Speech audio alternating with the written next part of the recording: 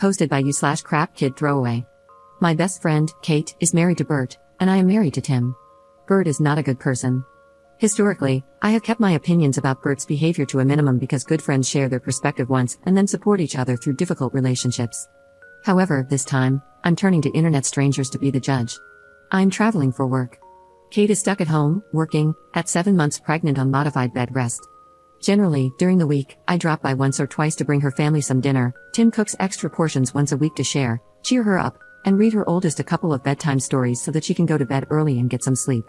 Bert works an office job. Stressful, I'm sure, but during her pregnancy, he's been working longer and longer hours, salaried, not overtime. She's been sad and a bit lonely. Yes, I've suggested counseling. With that background, this evening she and I were texting. It was about 6-ish, and she got a craving for a taco place near my house and, importantly, near Bert's office. She says she asked him to grab her some on his way home. He says he's not stopping. He's got work at home and she should just DoorDash something close. This makes her extremely sad. She says irrationally sad, but you be the judge, because he used to surprise her with her favorite tacos, and now he can't be bothered. As one does, I tell Tim. I'm 3 states away, so it was just part of our chat as I was getting back to the hotel and getting ready for a work dinner. I get back from dinner, and Tim had gone and picked her up tacos, remembered the bag of things I collected for her and the kid that were in my car, and pulled a tuna casserole from the freezer. Bert hates tuna casserole. He dropped them off on the porch and just texted her that there were some things I wanted her to have. Then Bert gets home. Did he bring tacos, coloring books, or a good attitude?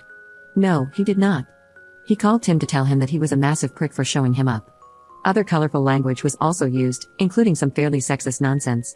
He also texted me, telling me to keep my husband away from his wife. Tim did respond rudely when Bert called. Kate says he told Bert he was a failure as a human, a man, a father, and a husband. Apparently, that caused Bert to scream expletives so loud their daughter started to cry. Tim then hung up on Bert, blocked him, and texted Kate that if she needed someone in an emergency, she knew where to call, but he wasn't putting up with her trash husband any longer. It's a giant clusterflop, and I have no idea what's going to happen.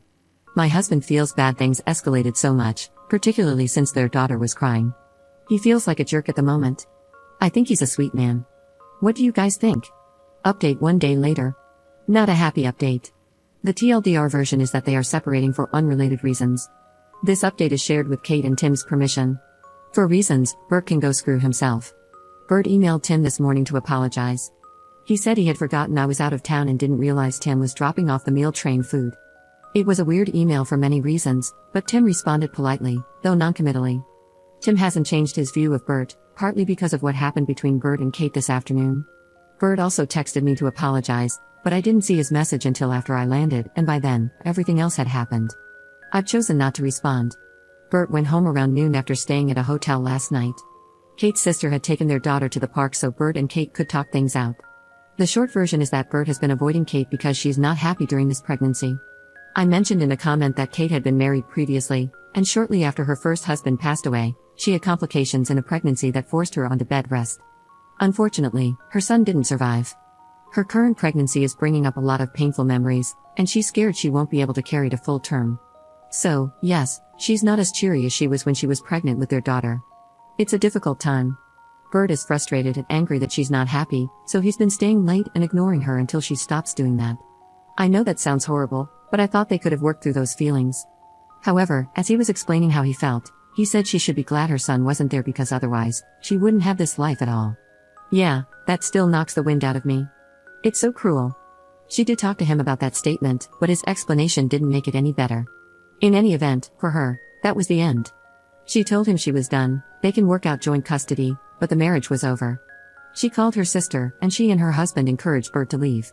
Currently, Kate's not angry, sad, or panicked. She's just done. Personally, I'm surprised, since they've weathered some fairly crappy things, including infidelity, by him. But I guess that was the line? In any event, her D&D friends are over there for Saturday game night, and they are eating waffles. She thought it was important for the internet to know that waffles are appropriate separation food. In terms of her well-being, which many kind souls were worried about, they have a prenup. The house is hers, and his family property is his. I'm sure there will be a fight over custody, but she will be financially okay. In any event, she has family and friends who will help and support her regardless of what happens. Second update 1 month later. Holiday update. I guess whether you see this as a happy update depends on whether you consider jerks abandoning their kids to be a net positive or not. Kate and Bert are still separated. It took her a few weeks, but she finally spoke to her attorney and asked them to start the paperwork. One issue has been locating him for service and scheduling parenting time so it wouldn't appear that she is withholding his child. The night he was escorted out, he apparently went to a hotel, told his boss he had to work remotely, where the hell was that option before, and then moved back home to his mother. Kate has reached out to him multiple times to schedule parenting time and only found out last week that he wasn't in the state. She finally called his mom to see if she wanted to come and see her grandchild for Thanksgiving and learned that he had been there the entire time. In any event, they finally made a parenting schedule and, at her attorney's suggestion, agreed that he could have the first holiday since the separation. He was supposed to come down on Wednesday and pick up their daughter for a few days so she could spend time with his side of the family.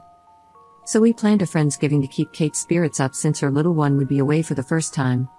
He never showed. Thursday morning, still no Bert. Kate was worried since he was supposed to drive down, so she called his mom again. Bert was fine, but he didn't feel up to dealing with this. Yup, heard it myself with my own 2 ears. Kiddo was thankfully still asleep, so she didn't witness her mom having a complete and utter meltdown. Kate didn't have the greatest childhood herself, and knowing her piece of crap husband was completely indifferent to his daughter was just too much. She was sobbing so hard she couldn't breathe and then started to have contractions. At that point, her sister and I started panicking. Had we been thinking clearly, we probably would have remembered that she had Braxton Hicks with both pregnancies and calmly assessed the situation after she'd calmed down. Instead, I panic dialed her OB, and we rushed her to the hospital. She's fine, the baby is fine, and kiddo has now had more screen time and junk food in 2 days than her mother has allowed her in her entire life, because I am not a great babysitter. Kate will be in the hospital for a few more days, as her OB is concerned about her stress levels.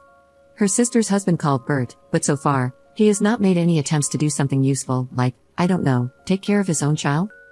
So I guess there won't be a fight over custody? A crappy update, but it's been a crappy weekend. If anyone knows how to cheer up a little girl who's missing her parents in a way that doesn't involve McDonald's and Bluey, please let me know.